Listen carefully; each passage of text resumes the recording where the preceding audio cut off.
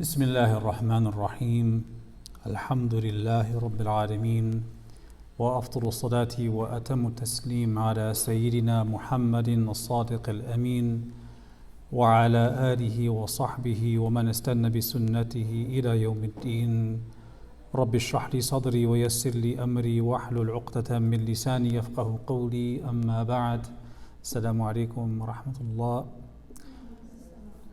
Alhamdulillah, this is lesson number 6. Lesson 6. And we mentioned before that whenever we study the science of Aqidah, theology, it takes us a bit of time before we get into the actual content of Aqidah, because in order to study Aqidah in this very methodical manner, we have to go back and revisit how we know what we know. We have to revisit the basics of how to think and examine epistemology. Epistemology, we said, it's a big $10 word that means the means of knowing. How do we know what we know? And we have to cover the basics of epistemology, because how can we learn to arrive at knowledge, to know the content of faith, unless we know how we know? How do we know anything? So we look at the basic meaning of knowledge. We look at the specific way we define knowledge in the subject of Aqidah, theology, by saying it is الجزم المطابق للدليل عن واقع عن الجزم المطابق للواقع عن دليل. It is to have conviction that is congruent, that matches the truth, the reality of the matter, based on a proof. And we talked about the different ways of knowing, and we continue to talk about this kind of stuff. We mentioned that there are 3 broad rulings or judgments. We talked about the judgment and said that it is to affirm one thing for another thing. A is B, or A is not B. And we said that whenever we make a judgment like this, it has to be substantiated. It has to be backed up. It requires a proof. Maybe we don't have the proof ourselves. Maybe we don't have access right now to it, but we've received that. But it has a proof. It has to have a proof. We can't say that A is B, and when pressed for a proof, say, I don't have to prove it. You have to prove that it's wrong. And this is very common. A person will make a negating claim. This is not, A is not B, and you have to prove it otherwise. They don't realize that even if they negate and say that A is not B, that's still a claim that has to be backed up with a proof. So that's the general meaning of the word judgment. And we said in the last class that there are 3 types of judgments. One is called al-hukmu al-shar'i, the legal judgment. And we said that in the science of theology, we're not really dealing with that ruling, with that judgment. The only time we use this is when we talk about the first obligation in Sharia, in Islamic law, for a person who is morally accountable. And we say that the first obligation, awwalu wajib, is for a person to know Allah subhanahu wa ta'ala based on sound knowledge, and to know the prophets. So is knowledge, is acquiring knowledge through gaining an understanding.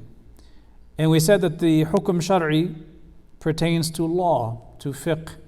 So what is wajib, obligatory? What is mustahab, recommended?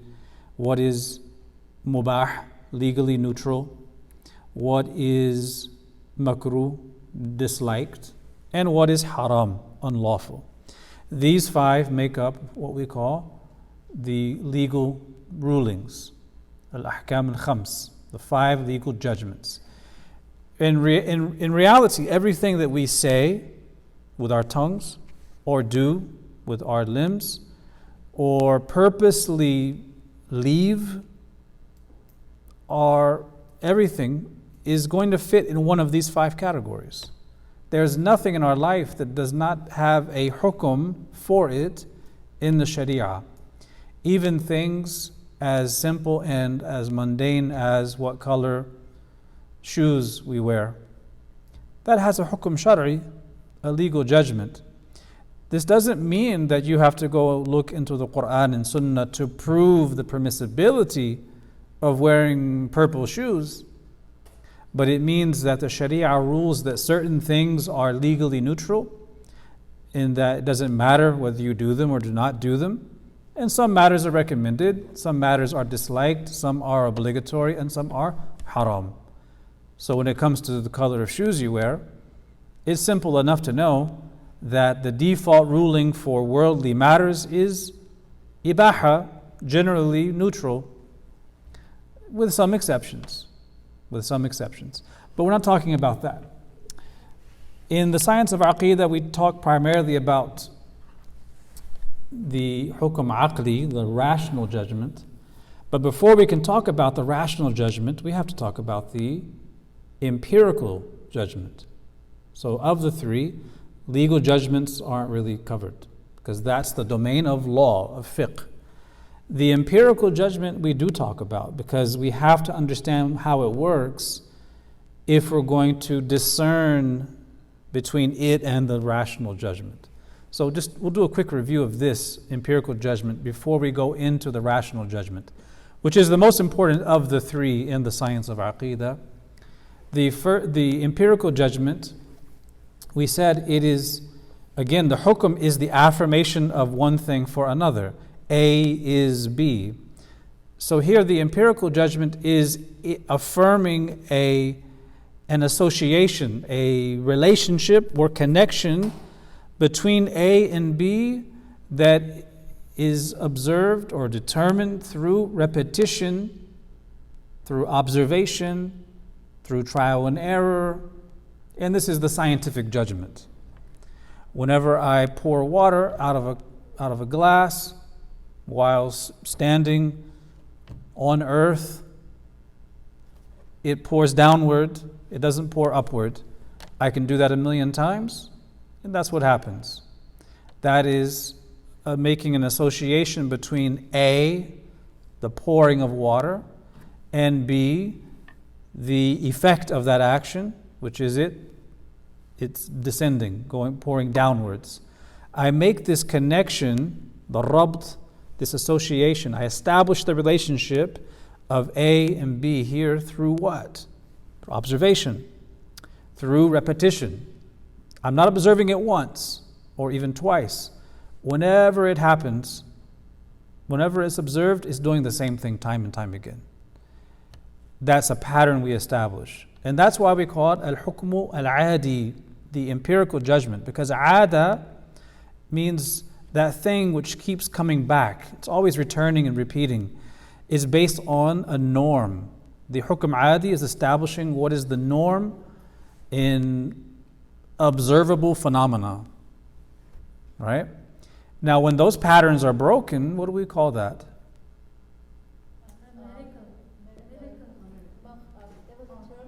There's a more precise term. So, kharq al-'ada, the breaking of the norm. Why don't we call it a miracle? Because there's different types. They're not all miracles. If a person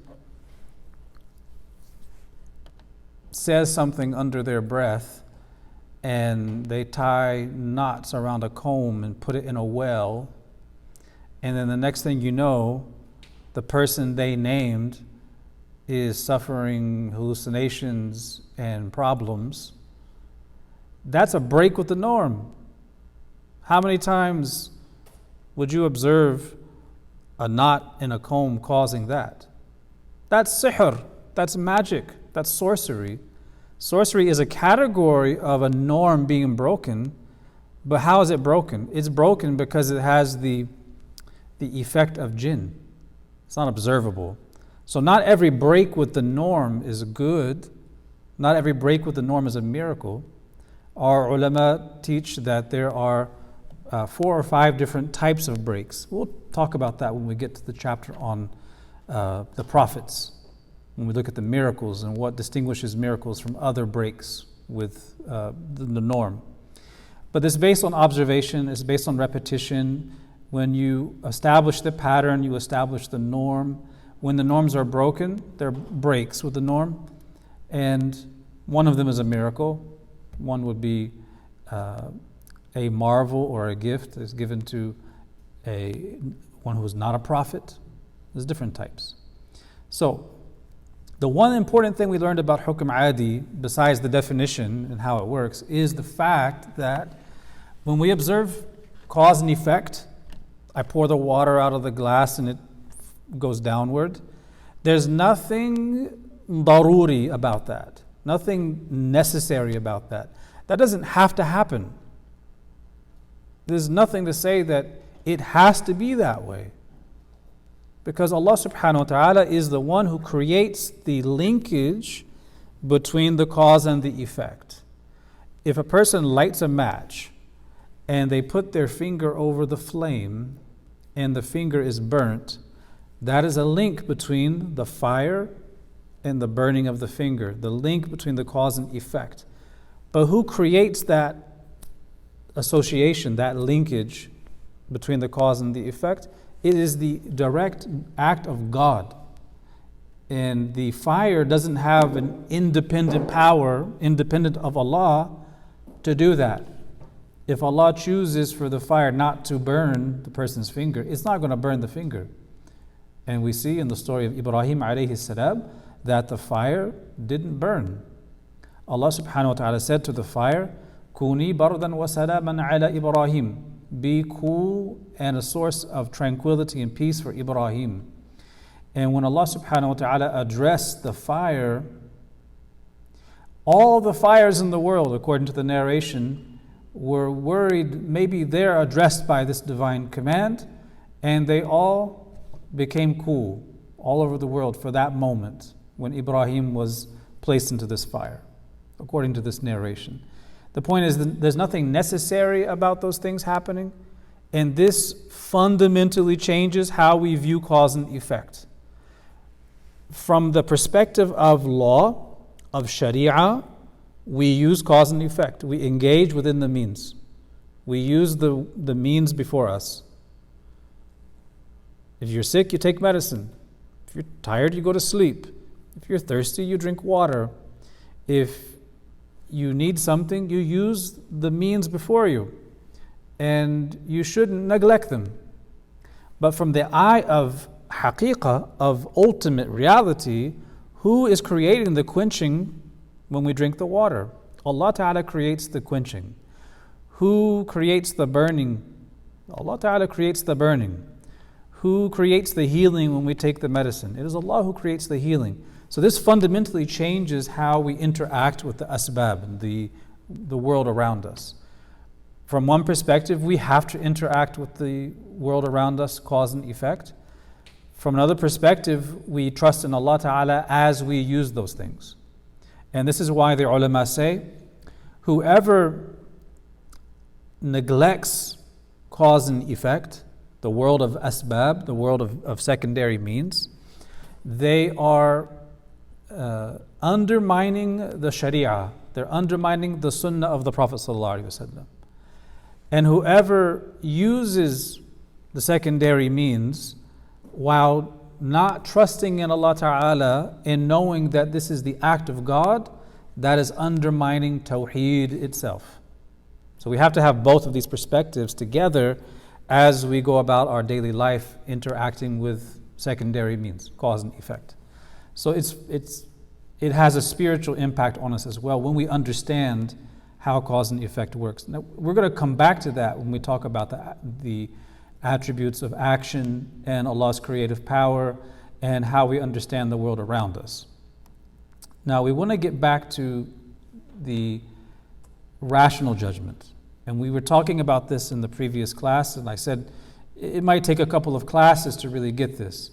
There's no rush, because if we master this topic and have a deep and thorough understanding of it, it will make everything so much easier.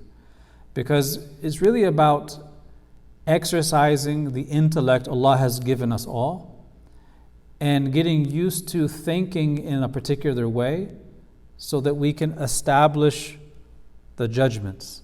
How do you establish the judgments, the hukum? It's through the act of tasawwur. Tasawwur is the word we use in Arabic.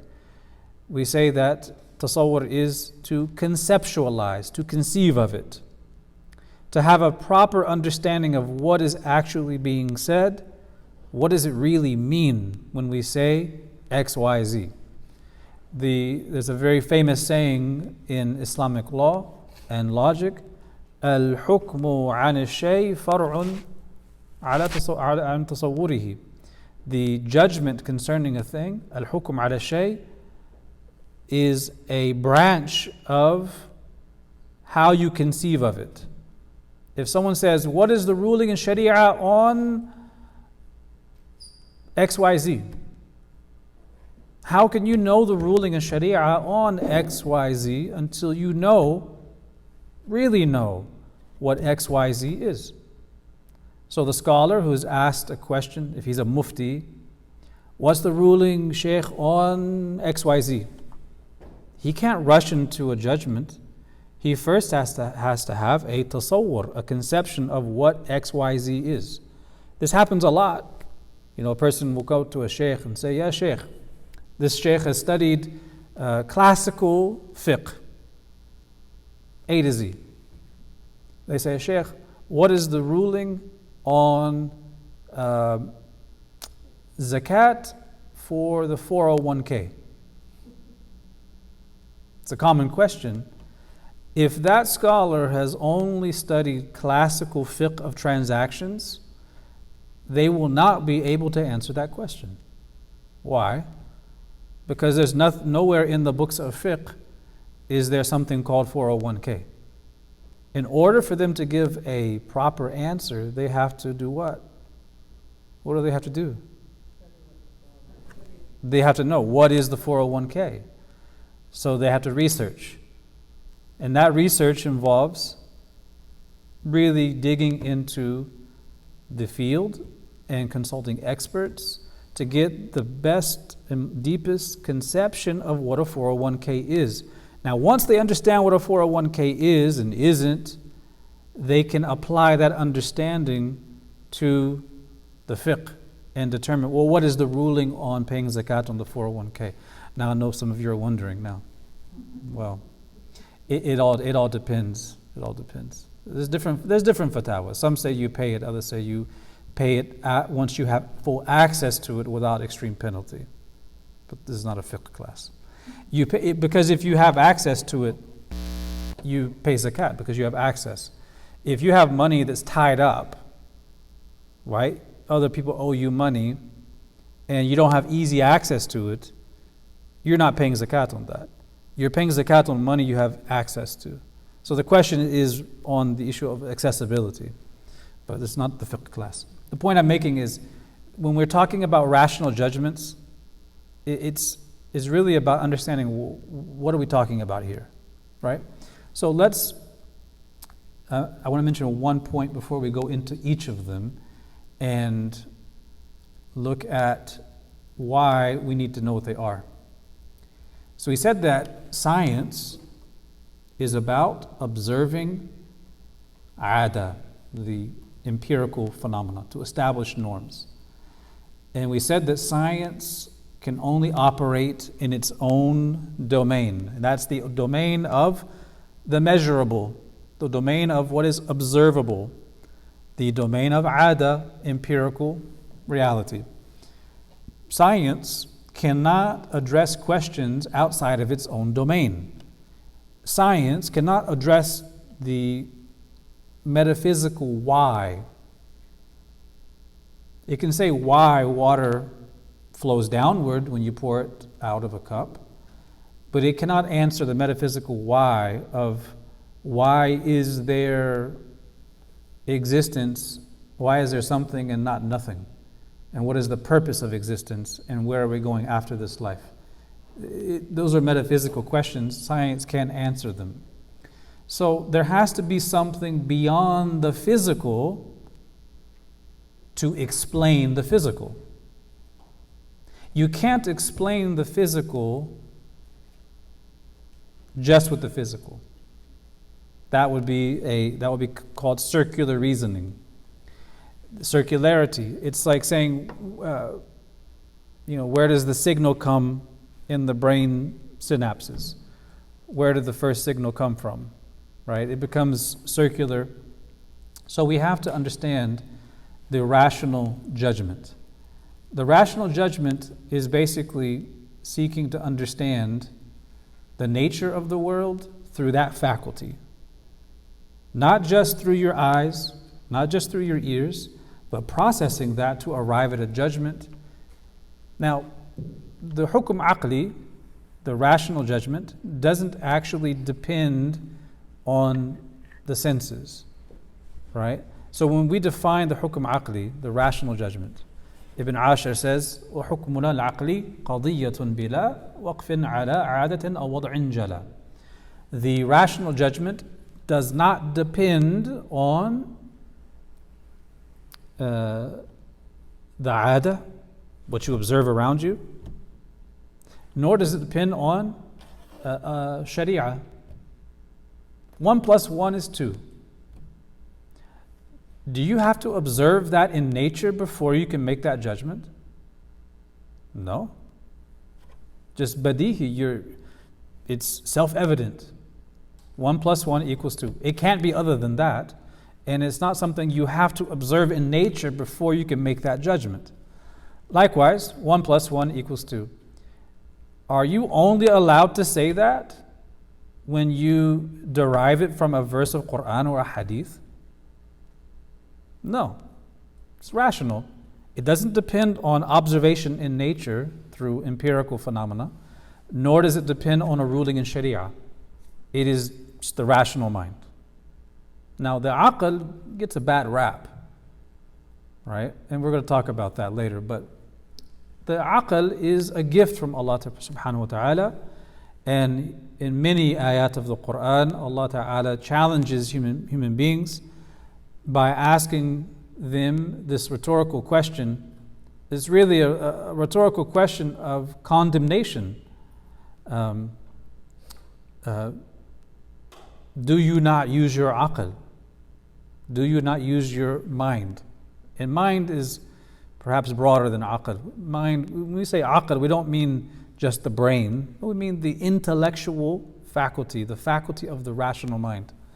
And it doesn't make any sense for Allah Ta'ala to ask us and demand of us to use the aql, and then we throw it out and say it's not admissible when it comes to understanding the world around us and what is the reality of our existence. There are some things that the aql has no access to. We don't have access to the unseen world. Your aql by itself cannot arrive at a belief in a bridge suspended over Jahannam, over hell. Your aql by itself cannot arrive at discovering the existence of a scale that weighs good deeds and bad deeds. Independent of Quran, independent of revelation, the aql doesn't have access to those types of things. But the aql does have access to what we call first principles. The law of non-contradiction. 1 + 1 has to equal 2. So we can't throw that out, right? So let's look at the linguistic meaning, the technical meaning, and then just look at the categories.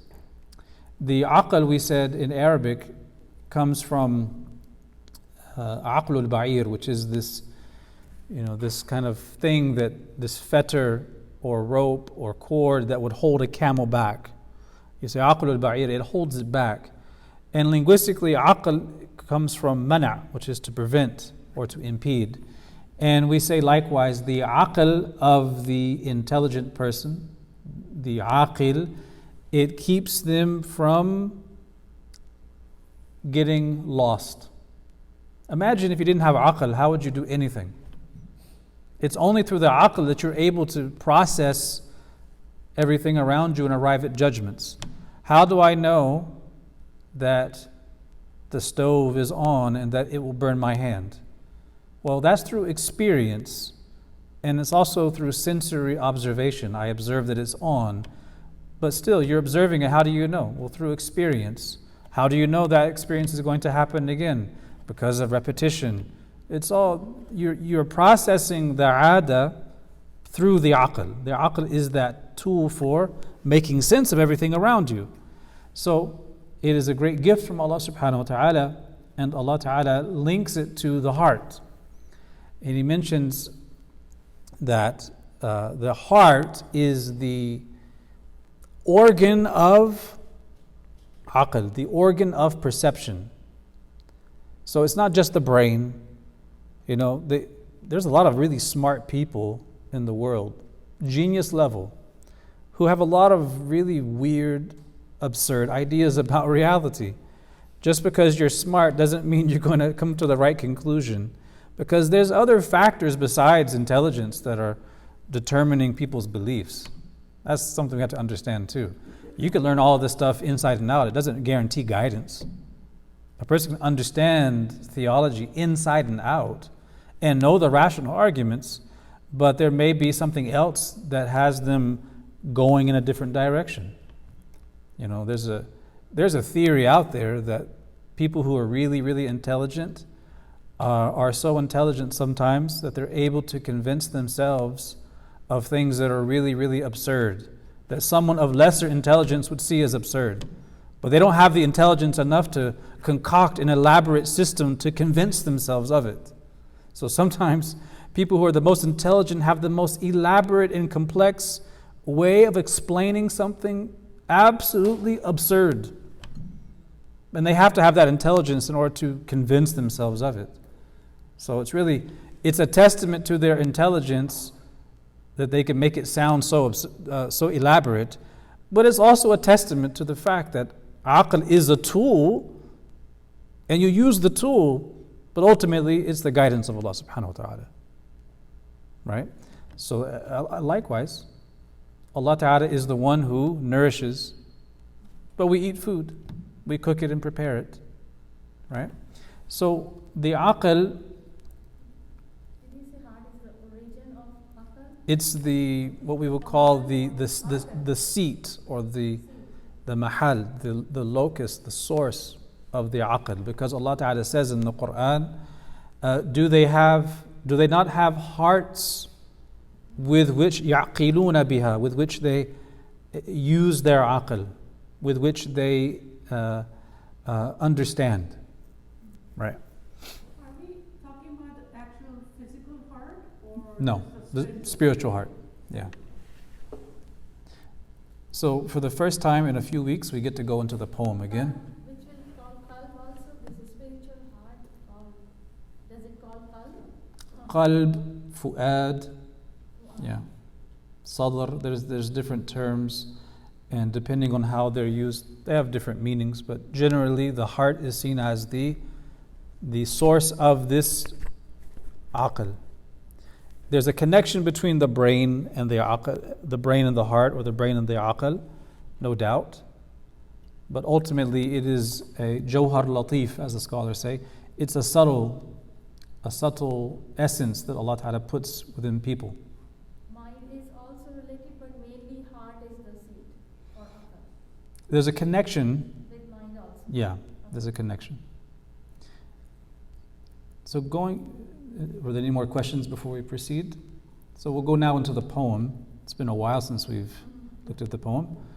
So in the section called the Rational Judgments, this is from 7 to 11, it says, understand, grasp, and soon you'll realize the rational judgments in your mind's eye.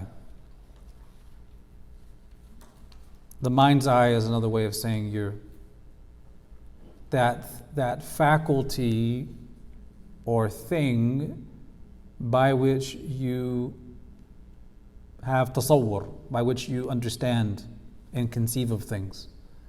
Your mind's eye, if I ask you to imagine a purple dinosaur, not named Barney, in your mind's eye, you conceive of it.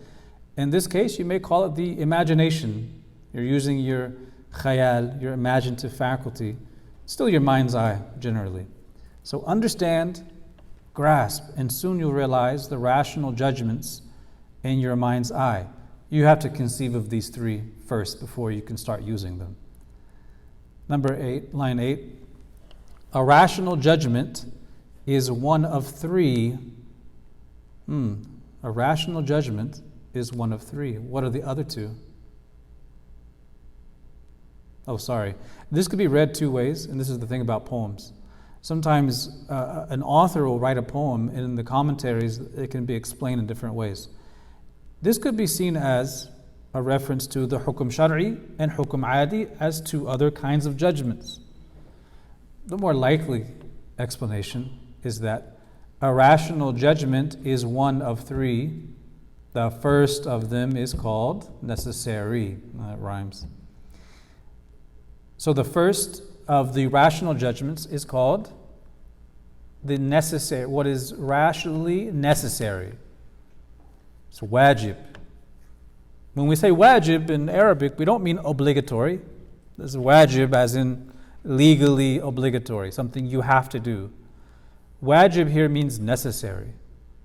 So al-wajib al-aqli or wajib aqli is rationally necessary.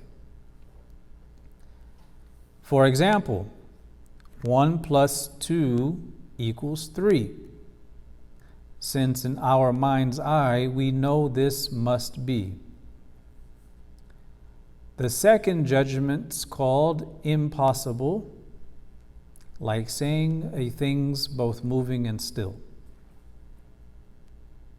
The third, possible, might be or not be, like affirming a walking, talking tree. So let's go through each of these individually. So there are three types of rational judgments. We call the first rationally necessary. The second is rationally impossible. And the third is rationally possible. In Arabic, I think they're on the board, wajib, mustahil, and jaiz / mumkin. There's two terms used in Arabic. We will say something is jaiz, aqli, or mumkin, aqli. It's rationally possible. It might be, it might not be. Mustahil aqli is rationally impossible. And wajib aqli is rationally necessary. So let us look at each of them one by one. Okay, so we have a couple of examples, and I asked you to bring some examples. That was your homework assignment. So what is wajib aqli? What is something rationally necessary? How do we define that? The ulama say that it is ma la yutasawwaru fil aqli adamu. What the mind or the aql cannot envision as not existing. There's a problem here in converting these terms from Arabic into English, because in English that sounds like a double negative, doesn't it? It may be easier to start with mustahil because that's not a double negative. So really in English, rationally necessary, you're saying it must be It cannot not be. 1 plus 1 equals 2. It has to be that. It cannot be other than that. 1 plus 1 equals 2. It cannot not be 2. It has to be 2. So it's what your aql cannot conceive of as not existing. 1 plus 1 equals 2. Can your mind, your aql, conceive of it being other than 2? Just think about it, 1 plus 1. Just close your eyes. If you visualize the numbers or if you think of it in a different way, 1 plus 1 equals something other than 2. Can you envision that? I don't mean in your mind's eye you draw 1 plus 1 equals 17. I mean, can your mind's eye conceive of it being other than 2, rationally speaking? No, you can't. It has to be. It has to be that. It cannot not be. The second one will, I hope, make this clearer, the first one clear, because it's not a double negative. The second one, rationally impossible, is the exact opposite of what is rationally necessary. It means ما لا يتصور في العقل وجوده. What the aql, the intellect, cannot conceive of at all as existing. 1 plus 1 is 17. You just can't conceive of it. All intellects come to the same conclusion. When you say 1 plus 1 is 17, all intellects, when they understand what that is, they say, no, that's absurd. That's rationally impossible. So a person could ask, well, if it's this simple, why do people with intellects differ so much on other questions? The answer is complex. There's lots of reasons, but a simple one is people aren't using their aql properly. They're not thinking through what they say. When a person says, God, who by definition is all powerful, without beginning or end or likeness, died for our sins, and has a beginning, and was in need. God, who is without need, was in need. You see the absurdity there? Because both of the terms negate the other term. The being who is without need is with need. Both of these terms in that hukum, A is B, both of them cancel the other out.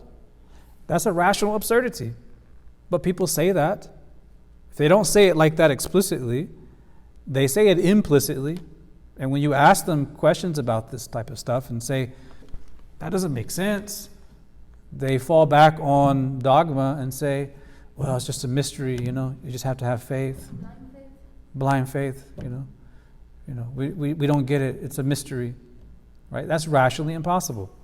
So we have to get used to understanding these different categories so that when we hear a hukum, we hear a proposition, we first understand what is being said, what do the terms mean, and then we try to establish that thing that's being said, is that rationally necessary, impossible, or possible? Right? A three-sided square. Can you conceive of that? Right. So when we say conceive, let's be really careful here. I don't mean that you can just imagine it and conjure it up in your mind. You can conjure up in your mind 1 plus 1 is 17. You can have an image of that. You could try to envision a three-sided square. It doesn't really work visually, but you can conceive of it in your mind in the sense that when I tell you three-sided square, three-sided and then square, those two terms put together, you understand the idea behind that. That's what I mean by conceiving. But can you actually see that anywhere? Can you point to a three-sided square? Can you draw it? You can't. Three-sided means three-sided. And square, right. It's a triangle by definition. A square by definition is four-sided. So it's like saying, is there a three-sided, four-sided thing? Both of the terms, each of the terms negate the other. Each negate the other. That's why we call it a rational impossibility. So when we say conceive, I want you to understand clearly what I mean. I don't mean that Conceive what in the world while we are living and what we observe and look at. is it a reality? Can it be a reality? Can it be a reality? Not something that, right? Because in order to make a judgment, you have to conceive of it on some level, right? And this is the importance of understanding the difference between what is a mental existence that you conceive of the terms, and an extra mental existence. Yani khariji, it is external to yourself. Yani there's wujud, it has an actual existence. A three-sided square doesn't have actual existence. A three-sided square only exists in your mind's eye when you put the two terms together, but the conclusion is that it's absurd. So on that level you can conceive of it. It's like saying, can you conceive of Allah having a partner? Well, yeah, you can conceive of it, the idea, but does Allah Ta'ala have a partner in reality? Absolutely not. So this is the rational impossibility. So when you say A, which is not B, is B, which is not A, both of them cancel the other out. And when you say A, or 1 plus 1 is 2, right? The nisbah, the is, A is B, the conclusion is that they're inseparable. You cannot, it has to be that, right? The mind cannot conceive of being other than that. 1 plus 1 is 2. The whole is greater than the parts. If you have a pie, the complete pie is larger than a slice of the pie. Can it be that a slice of pie is more than the whole entire pie in terms of weight and other quantifiable ways? No, because it's by definition a part of that whole. Therefore, the part has to be smaller than the whole. So when we know what the part means and we know what whole means, we use our mind's eye to come to a judgment that, well, the part has to be smaller than the whole. It can't be greater than the whole. That would be rationally absurd. This is basic stuff. And we do it all the time. It's just we're not used to thinking in this particular way where we categorize these judgments. It's like poetry and prose. When you learn poetry and you learn prose, you realize, oh, I've been speaking prose my entire life. I just didn't know to call it prose. It's the same thing here. We use rational judgments every single day. And it's only by learning it in this fashion that we organize our thoughts so that we can think more clearly, so we can arrive at sound judgments about things. Now, when we were determining what is rationally necessary and rationally impossible and rationally possible, which I got to go back to, when we think of examples, not every example is equal. Not every example is as clear-cut as other examples. 1 plus 1 is 2. That's necessary. 1 plus 1 minus 1 plus 5 divided by 2. What's that? Anyone followed that one up? I even forgot myself. I think it's 1 plus 1 minus 1, yeah, plus 5 divided by 2. That would be 3, wouldn't it? Because you'd have 1, then you add 5, that makes 6, divided by 2 is 3. Can it be other than that? No. But you see the difference between your way of conceiving 1 plus 1 equals 2 and saying, yes, that's necessary, versus this question? You had to think through this one a little bit longer. It didn't immediately come to you. And this is important because rational judgments are mostly like that. In order to arrive at the judgment, you have to think about it. How does that work? And once you arrive at the conclusion, you're, oh yeah, it has to be that. It can't be other than that. And this is because when we make judgments about things, they're either self-evident or they require some thought. Self-evident is 1 + 1 = 2. You don't have to think about that. It just comes. The whole is greater than the part. Assuming you know what the words mean, you don't have to think about that. It comes very quickly. It's self-evident. But unless you're a math whiz, if you get a complex question on fractions, or even semi-complex, your mind has to think about it for a moment until you arrive at the conclusion. That conclusion is still rationally necessary, but it involves some thinking. This is important because when we look at rational arguments, we're going to see that most of them are in the second category. Most of them require some thought. We have to think through premises and look at the conclusion. We have to use our minds a little bit. And some arguments are easier to grasp than others, and that's okay.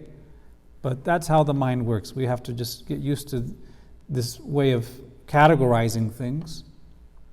We talked about what is necessary, what is impossible. We didn't really touch on the possible. There's only 3.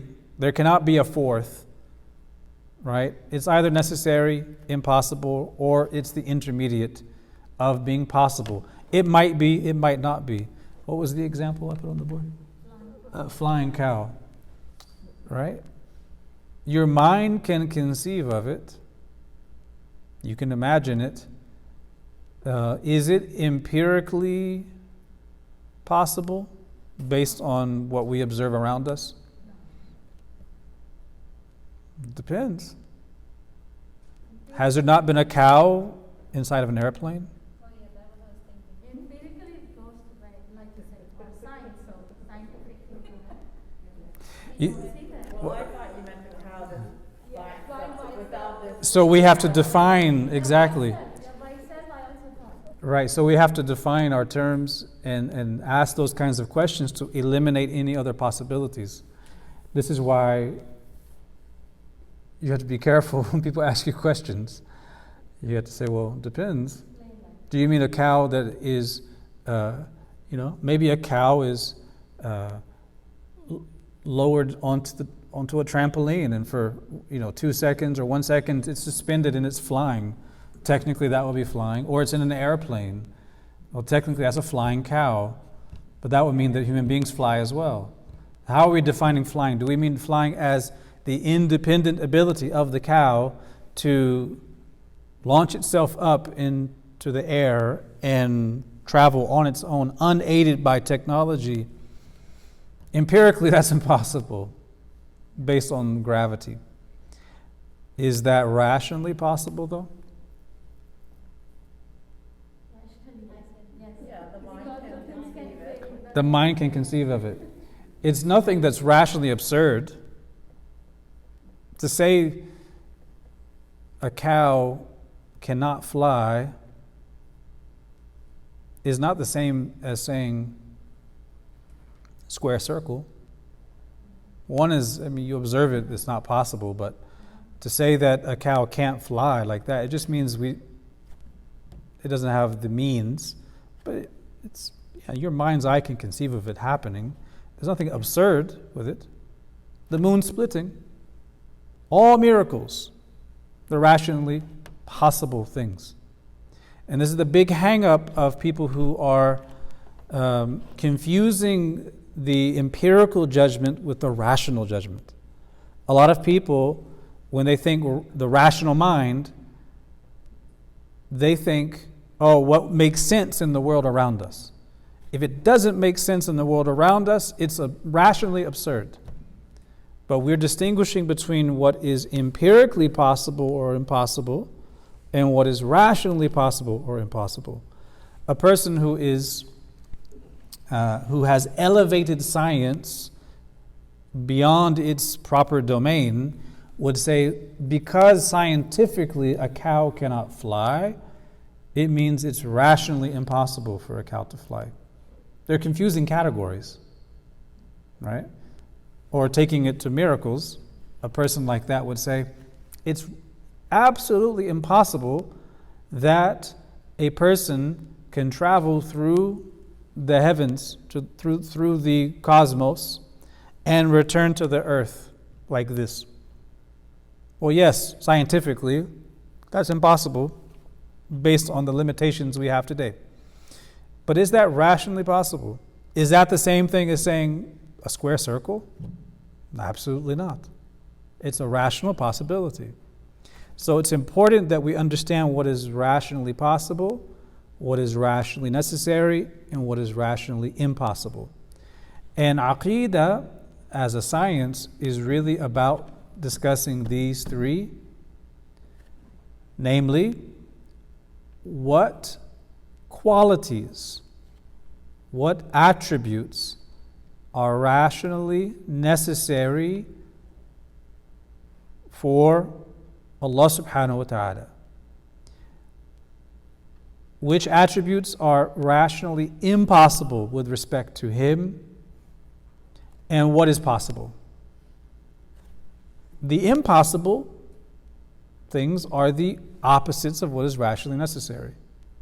And we're going to cover them one by one, looking at them from the textual proof in the Quran and the Sunnah, through revelation, but also rationally, through basic rational arguments, so that we have both of those bases covered.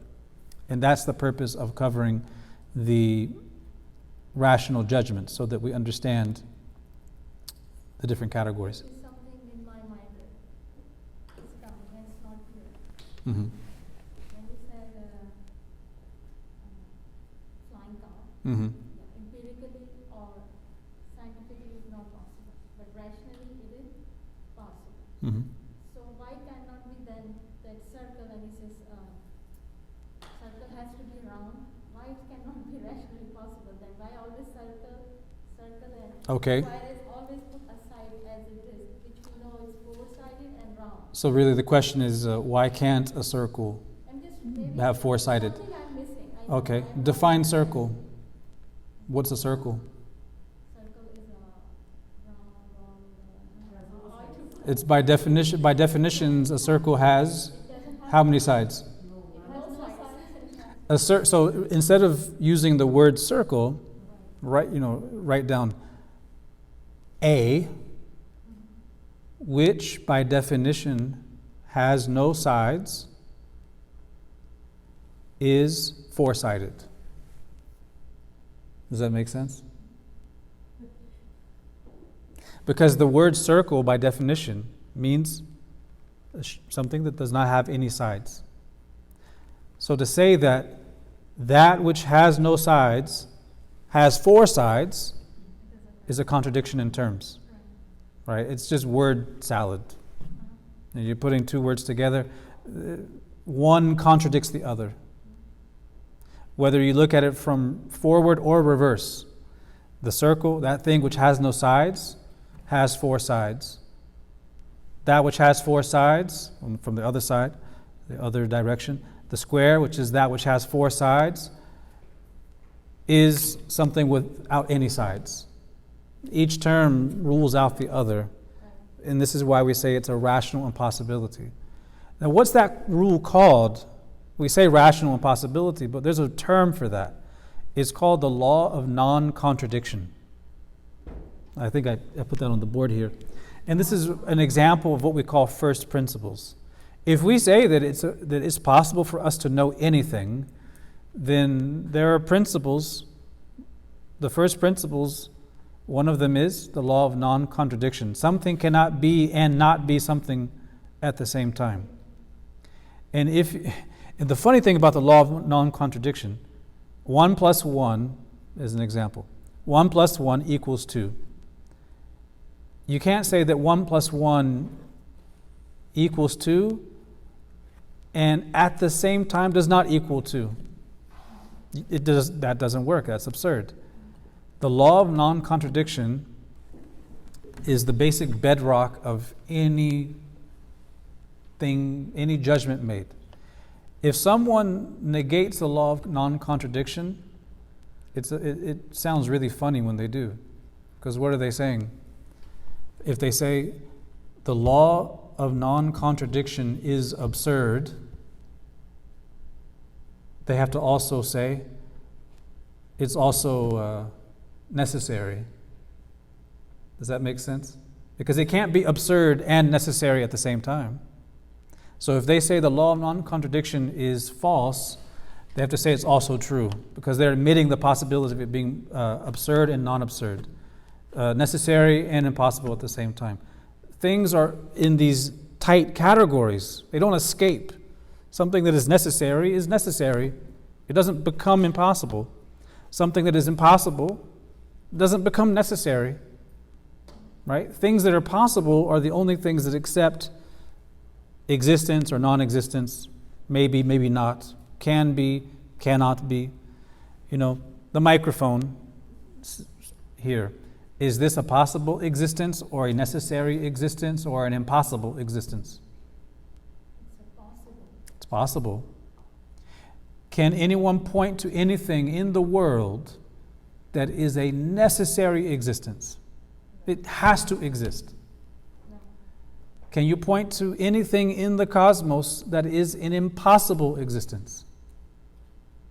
No. Well, it exists. It can't be an impossible existence if it exists. The necessary existent, the only one whose existence is wajib, rationally necessary, is who? Allah subhanahu wa ta'ala. And that's why the ulama of Aqidah, they use the term wajibul wujud. He whose existence is necessary. Everything in existence, everything created is a possible existence. We're all jaiz, mumkin al-wujud. Only Allah subhanahu wa ta'ala and His attributes are wajib al-wujud, necessary existence. Right? And that's what we're learning in the Aqidah. I have some questions for you though, and looking at the time. I gave the homework assignment, so actually maybe I'll take them from you. I asked you to come up with, as best as you can, some examples of what would be rationally necessary and rationally impossible. And who wants to give some examples? Yes.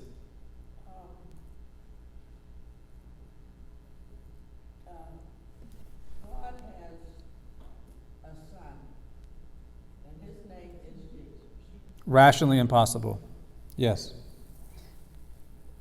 2 is greater than Now the reason why, we'll go into all the detailed reasons, but yeah. I have a simple one. 2 is greater than 3. 2 is greater than 3. Rationally impossible. Impossible? We are doing which one right now? Yeah, whatever, just whatever example you give. Between necessary and impossible. Right? Yeah. I prefer that the examples don't have to do with matters of aqidah. If they're matters that are really more within the human mind. Yes. I want to check mine also. Did I do correct? God is the Father, Son, and the Holy Spirit. Right. God Almighty, who by definition is one, is 3. It's like square, circle, right? The circle, by definition, the circle has no sides. Saying that it has sides, each term contradicts the other.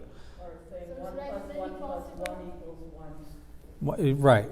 Rationally impossible. This term she said Trinity is go under the title of rationally impossible. Yes. Right? Yes. This is important for me to Right. right? This is the if Right. I say that And that's why Christians, if you bring up the question on rational grounds and say, well, the way you're defining these terms, that's a rational impossibility, they don't respond with a rational argument. They respond with fallacy and appeal to authority and dogma. They don't ever respond to the rational argument. Well, the stuff I've heard is like things like, well, if you have water, and you put 3 drops, it's still a whole. Like these are the kind of things I've heard from Christian people. you drop 3 drops, and it's still water. It's still going to be whole in one. Yeah, when we refute those arguments, we look at the definitions of each term and look at the absurdities in that. Yeah. I have to be saved by the blood of Jesus. And in order to be saved by the blood of Jesus, I have to be baptized in order to put on his death. So that means that I have to be submerged in water, and when I'm lifted up to a new life.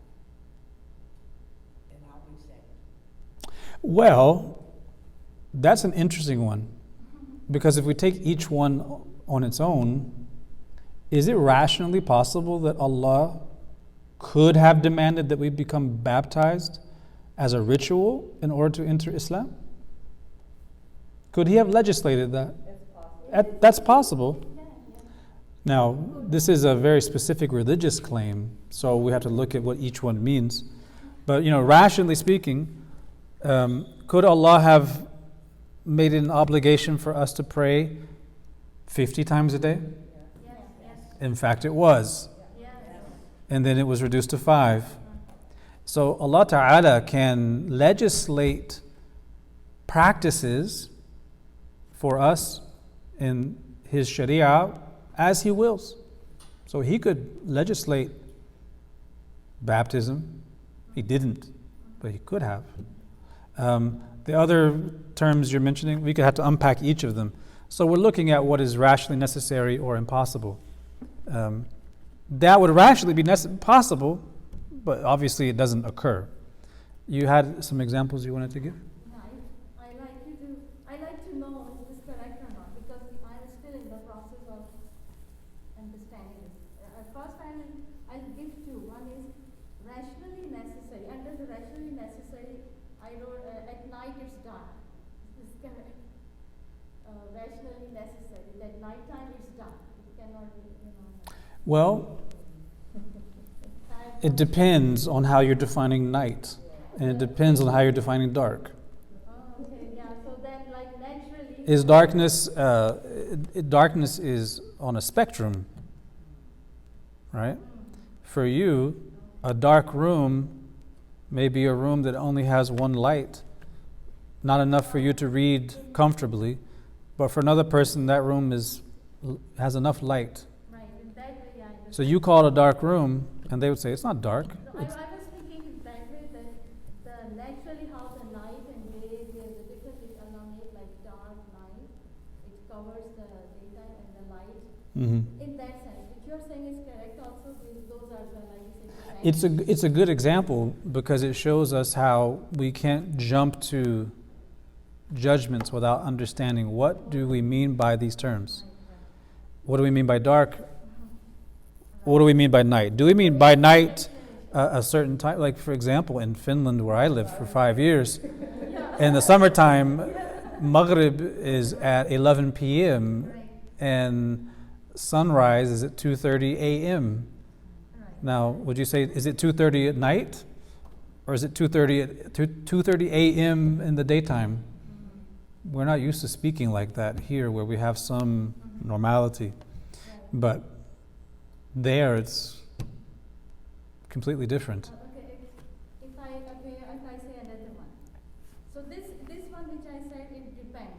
It will go into a category of depends, right? Mm-hmm. Now, if I say honeybees fly around to collect honey, that is, its purpose. Is this rationally necessary? Under that, I'm saying the honeybee flies around to collect the honey. That is the work of the.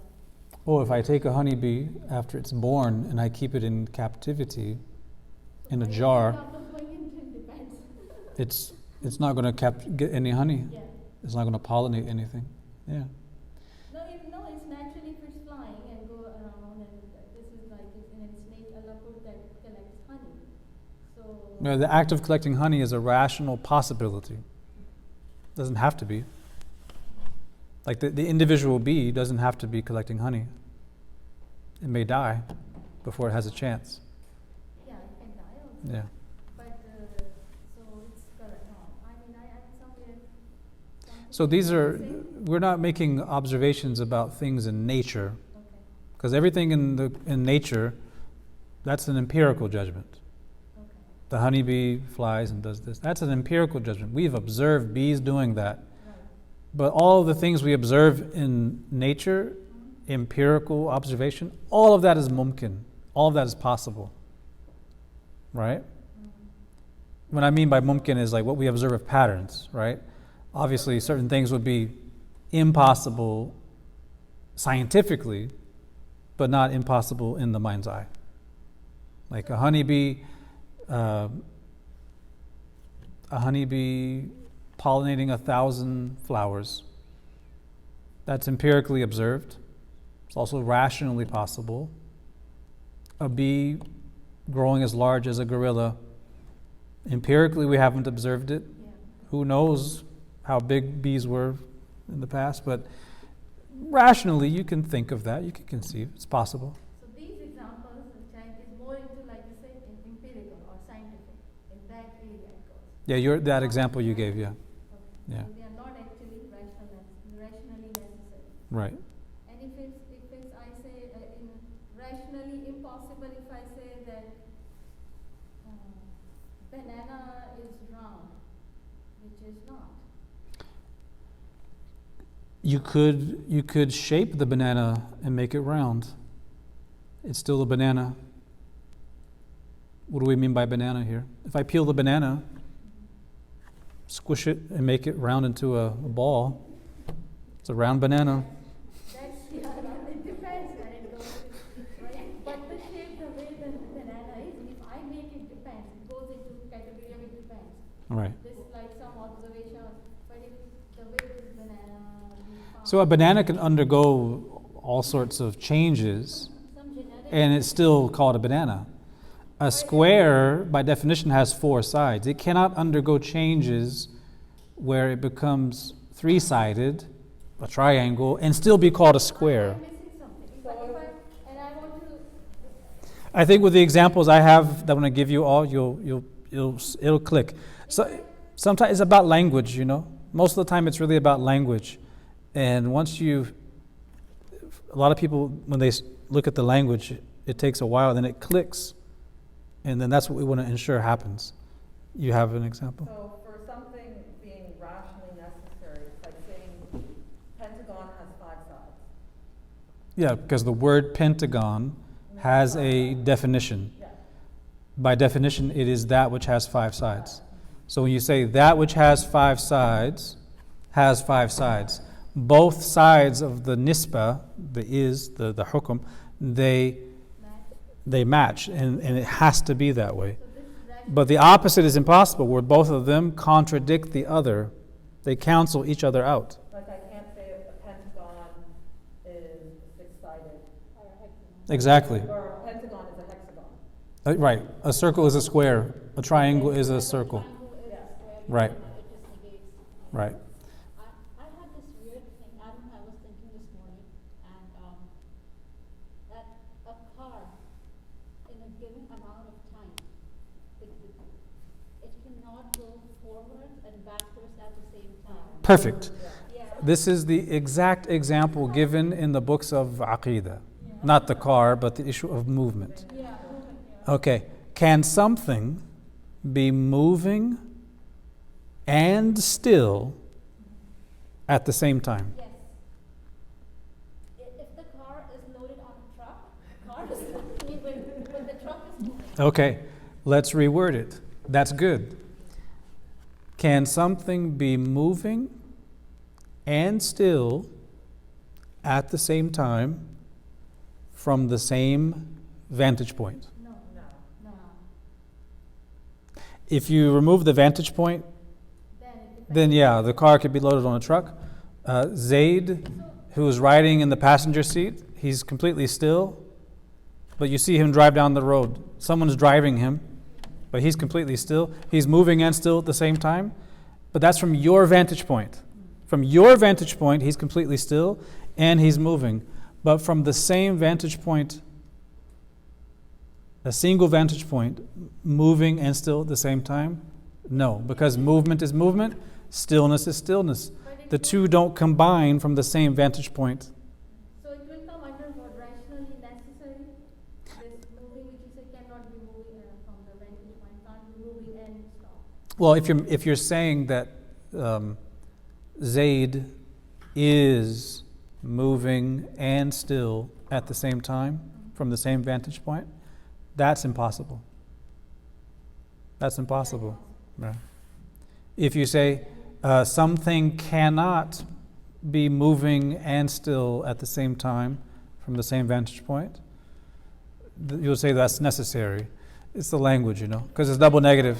If I say in rationally possible, if I say trees start walking, so this will be also. What's the category? Which one is that? Trees walking. That's actually in the poem. Yeah, the possibility. I didn't hear since the poem was stopped just today, but it just came to my mind that this is rationally possible. Trees start. This is correct. What I thought I wrote here. Trees start walking, which from the vantage point again. Yeah. Well, walking. Trees. We know what trees are, and then walking. The trunks are moving, and they're moving in a direction. Right. Is that rationally possible or impossible? I wrote impossible, rationally impossible. Is that It's possible. It's possible. It's possible. In fact, it's happened. Yeah, in order so? It means it's Is- rationally not. This is not rationally necessary. This is you're saying rationally possible. It's possible. There is a difference, right? Oh. I'm mixing these necessary, possible, impossible. Actually, I'm mixing these. You are right words. These words. This is impossible, and there's so much. Sometimes I grasp, and sometimes they all mix. It's okay. It takes a little time. It takes an infinite number of miles to get from Monroeville to Philadelphia. Possible, necessary, impossible. What is it? Say again. And it takes an infinite number of miles to get from Monroeville to Philadelphia. Yes. It's impossible. No, infinite. You said. Sorry, Infinite. infinite. No. Impossible. Impossible. Yeah. Because by definition, when we say Monroeville in Philadelphia, we're defining 2 points between which there's a finite number of miles. To say that there's an infinite number of miles to cover 2 distances that have a finite distance between them is finite, infinite. They contradict each other. They cancel each other out. Yeah. Impossible.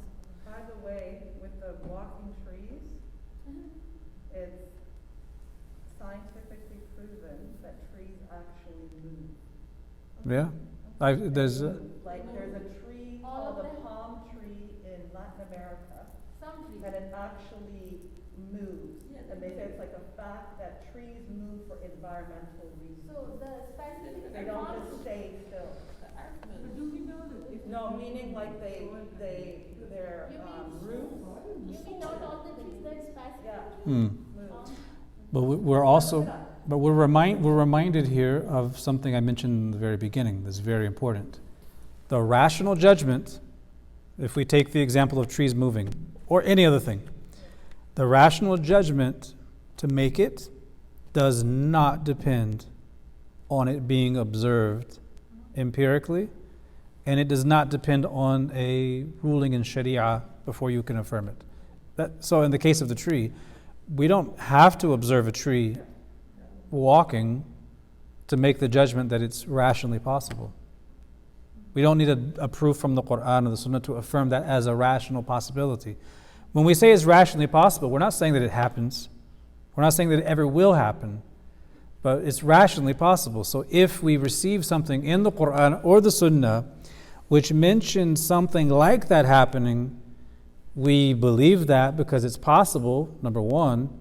Number two, it's transmitted through an impeccable source, and there's nothing in it that is contradictory to basic aqd. There's nothing absurd about it at all, right? Okay, I'll give a few more examples. I think I'm missing something. I have one. You'll get it. Is a belief an angel? Is a what? Angel. Can you repeat the? Is a belief an angel? Is it possible for Iblis to be an angel? Or is it possible for the figure Iblis to be an angel? Rationally. It is possible. Because a lot of times what happens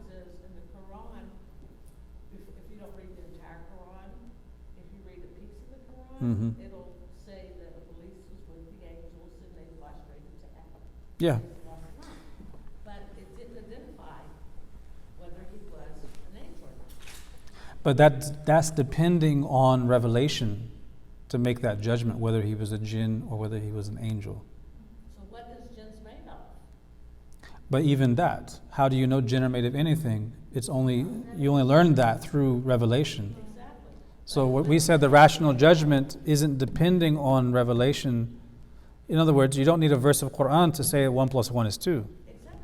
So to say that shaitan, Iblis, is an angel or a jinn, whichever one it is, that doesn't depend, that's just rationally possible. You can say it's rationally possible. It could be either or. Allah could have created him among the angels and made him an angel. He could have been created among the jinn and a jinn. He's a jinn. He's a jinn. But there are some ulama who held that he was an angel. That's a minority position. But they have their argument, and it's not that convincing. Muslims that believe that, they don't read the entire Quran. But it's an opinion. It's an opinion based on the way people understand certain verses. Live at that time when Allah asked them to bow down, to prostrate. Well, in Arabic, it works that way. You could say all of the students were in the classroom except for the teacher. It doesn't mean the teacher is a student. All of the angels prostrated except for Iblis. It doesn't mean that Iblis was an angel. In Arabic, the istithna, the exception, works that way. It doesn't work that way in English. Anyhow, it's possible. The other thing is Allah have hands. It says that Allah made Adam with his own 2 hands. Well, we have to define the meaning of that term. If the definition of the word hand is something that takes up space, that has a beginning and an end, that is a part, that would be considered rationally impossible, because that would imply need, that would imply all sorts of things that are absurd, that are they're contradictory. But that comes later on. But if it's defined differently, if it's defined as Allah Ta'ala's creative power and blessings and special attention, these are all possible interpretations. Obviously, that's in the realm of acceptability. But that comes later on. We're looking at things that aren't mentioned in the Quran and the Sunnah, just so we can get our minds used to thinking in this way. A father and a son at the same time. I am a father and I am my own son. I am my own father and I am the son at the same time. Is that rationally possible or impossible? I'll say impossible. Well, the father by definition comes before the son. The son is the offspring of the father. So to say that you are the son and the father at the same time, this is a contradiction, because father by definition is the one that produces the son, right? The source. So it's really about, when we make a judgment, we want to know, well, if the judgment is A is B, or A is not B, we have to ask, what is A? How are we defining A? And what is B? Before we understand what both of those two things are, we can't really give a sound judgment about it. We have to conceive of it first. So when we say, there's some other examples here. Yeah, ask more so we. My door moved from my house. Mm-hmm. More My so door moved from my house. My back door moved from my house. Possible. You could have a flying door. What did she say? I didn't. My door moved from my house. Yeah. Someone came and unhinged it and they moved it from your house. Or it was inspired to fly away. It's possible. The land moved it. It shifted from the land. Or it could have been through some other means. But that's rationally possible. Something is on and off at the same time. No. This is impossible. And a single entity, a single thing, on and off at the same time. Contradict example of switch. Yeah, you could say a switch. It gets more complex when there's other factors. But just take a simple object that has an on and off button. Okay. The lights are off in this room, are they not? Yes. Okay, they're off and they're on at the same time. No. Yes. Yes. No. Impossible. Yes. How is that possible? Because they have different outlets. And what does the outlet have to do with them? They're off. Turns it off and on. Are they on now? Some are and some aren't. No, a single light. Let's say a single light. One is plugged. I don't mean one light out of a series of lights. You know what? One can be blown out and one can be on. Let's simplify it. There's a light switch. Okay. As on, as you lift it, you pull it up, it says on. You pull it down, it says off. It's both on and off at the same time. A single light switch. Impossible. That's impossible. It's a simple way which is impossible. That's it. So the complexity isn't in really the judgment. It's figuring out, well, what are the terms here? What do they mean? Yeah. So it's really, I have a couple of examples here. Something that is beginningless has a beginning. No, impossible. It's impossible. Why? Because beginnings contradict each other. Contradicts each other. That's the Right. way you said to check both of the points. Yeah. So you understand what beginningless means. You understand what beginning means. And from that understanding, you arrive at the judgment that that's impossible because each term contradicts the other. Each term cancels out the other. So it's important to spend some time with this because, again, it's not that you don't know the stuff intuitively. We all know it intuitively. We know it in our fitrah. As human beings, we function with aql if we're sane. But often there's complexity in the language. Or we're not sure what exactly is meant by A and B in that judgment. So we spend more time trying to understand what is A and what is B than we spend just listing out what's impossible, what's necessary. Because if you don't understand what A is and what B is, how can you say it's necessary or impossible with any level of confidence? In this class, I got this completely, before this A and B thing, only today. Yeah. I was not able to, I think, clear that and clear it. Yeah, once it clicks, it clicks. It's already there. It's just about the dealing with the terms. Yes. Adam alayhi wassalam seeing Rasulullah alayhi wassalam in the eye of Jibril alayhi salam. Is that true or false? Adam alayhi salam seeing the Prophet sallallahu alayhi wasallam through the eye of Jibril.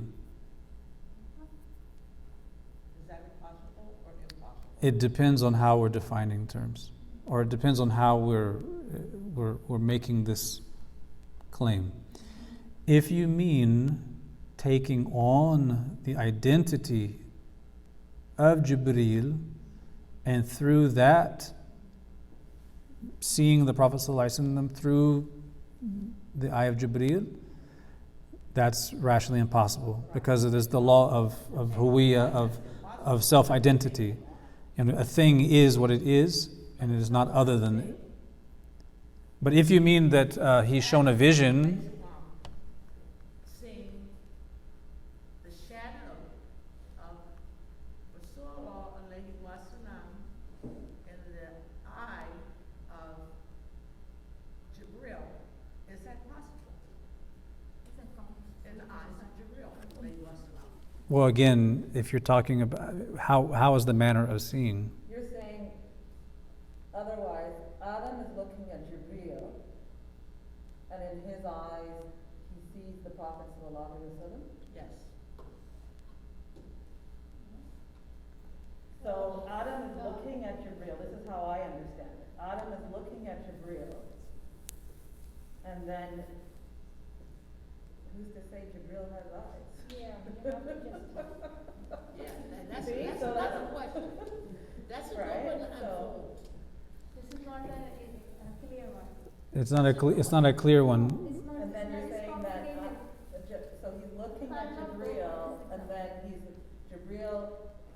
Thank God. His eyes, Yeah, and then he's seeing the image of the Prophet sallallahu alaihi wasallam. Amen. That's what I'm, is that possible?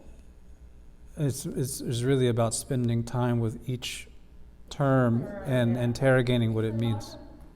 Thank God Aqidah isn't actually that complex in terms of the arguments. I'm just saying. No, but it's good. It's Things good. that people ask, people say. Yeah. I want to know whether it's true or false. Can you please give more examples?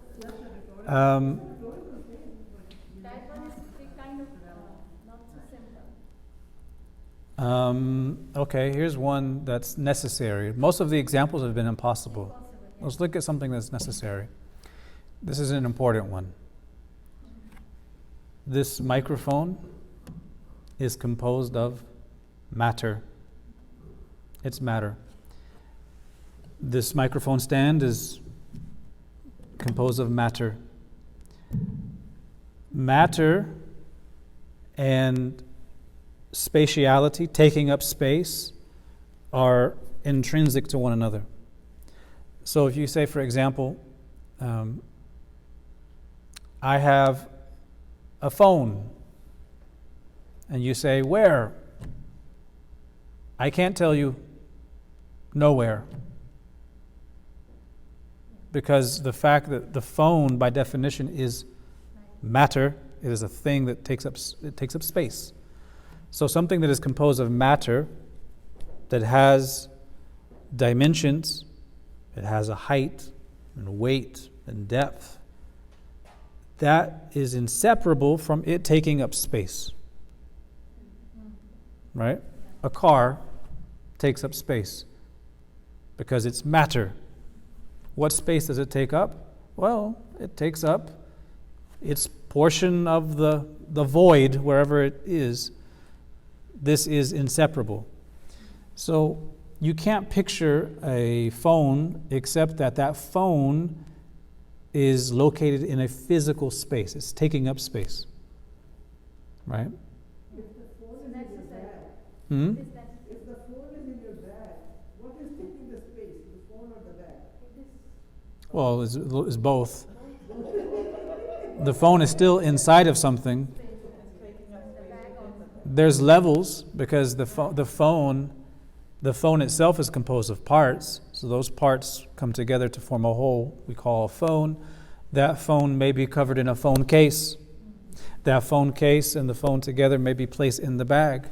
That bag may be under the table in this room. And this room is surrounded by, it has a ceiling above us.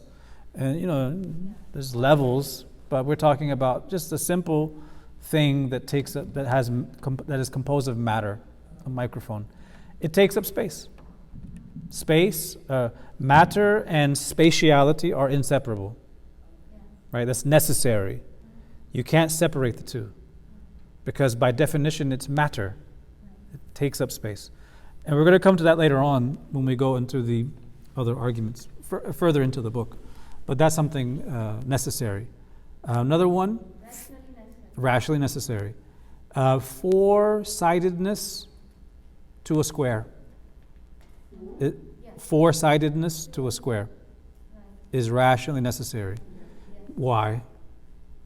Because square is made by Because the definition has square is a four-sided. What is a square, right? Define the square. square is four-sided. It really shows you the importance of language and definitions.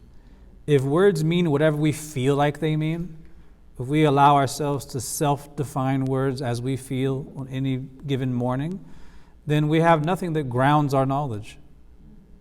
And a lot of the insanity you see in the world today, with all sorts of people and their multitude of identities, is all based on this fundamental refusal to accept that there are concrete realities and definitions and there's an actual truth with a capital T, that things are what they are, that things have definitions. They're not just whatever I think they are, or whatever definition I give them.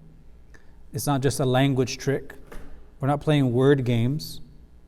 When people played word games, we seek to uncover those games and that's a lot of the confusion people have in matters of belief, whether it's about Allah Ta'ala or the messengers or the unseen realities.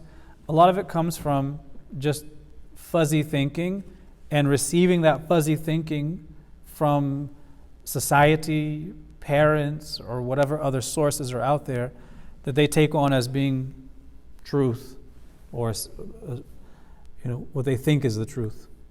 Well, there's one that they say if you add the year that she was born, which is 1954, and I am,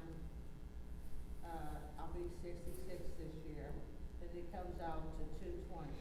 Everybody in the world, if they add the day that they were born, the year that they were born, and add their age together, would come out to 2020.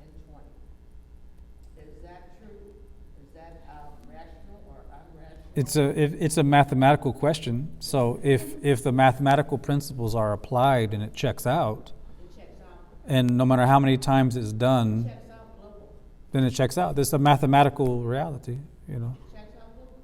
Each 1 plus 1 is 2. These are mathematical Is facts. mathematical truths are independent of observation. It's about their rational judgments.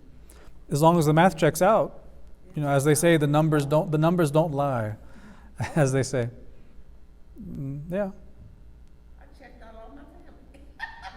So, when you were saying, question is when you were saying people get the fuzzy ideas from either society or family and so on. Mm-hmm. So when I think maybe this will come later, I think eventually. Why the humans don't this just start like which Allah gave to all the humans, this, he said this, akal. Mm-hmm. Why don't they try to this start, it's because it cannot be silent, and initially, especially initially stages, when they heard the fuzzy confusion, things, so your own akal which Allah give you will start thinking and do something. Why just shut down? There's a lot of reasons, and our starting point is the words of Allah subhanahu wa ta'ala, ذَلِكَ بِأَنَّ اللَّهَ هُوَ الْحَقِّ وَأَنَّ مَا يَدْعُونَ مِن دُونِهِ هُوَ الْبَاطِلِ.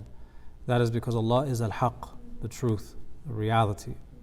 The ultimate virtue is haq, right?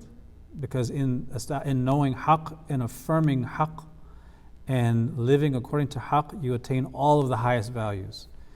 And some people put in place of haq other interests. Human beings are on a spectrum. You have two main things that lead people astray. Well, more than two, but two main ones. You have shahwa and you have hawa.